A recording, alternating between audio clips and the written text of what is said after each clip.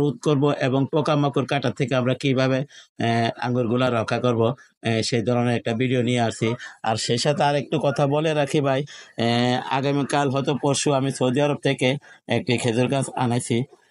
এই ভিডিওটা ইনশাল্লাহ কাল নইলে পরশু আপনাদেরকে দেব। আপনারা দয়া করে আমার চ্যানেলটা সাবস্ক্রাইব করে আমার পাশে থাকুন এবং বেল আইকনটা বাজায় দেন, আমি যাতে ভিডিওগুলো ছাড়ার সাথে সাথে আপনাদের হাতে পৌঁছায় যায়, আপনারা দেখতে পারেন, শিখতে পারেন, জানতে পারেন।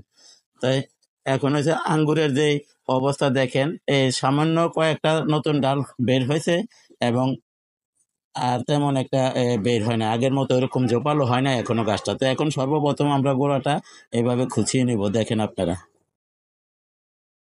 এটা খুঁচিয়ে নিয়ে আমরা কি কি সার এখানে প্রয়োগ করলে আমার আঙ্গুরগুলা আঙ্গুরের গুটিগুলো আর ধরবে না এবং আঙ্গুরের গুটি তাড়াতাড়ি বড় হবে, কি স্প্রে করতে হবে, কি কি সার দিতে হবে, আপনারা ধৈর্য সহ আমার ভিডিওটা দেখুন, একটু কষ্ট হইলেও বা ভিডিওটা দেখুন।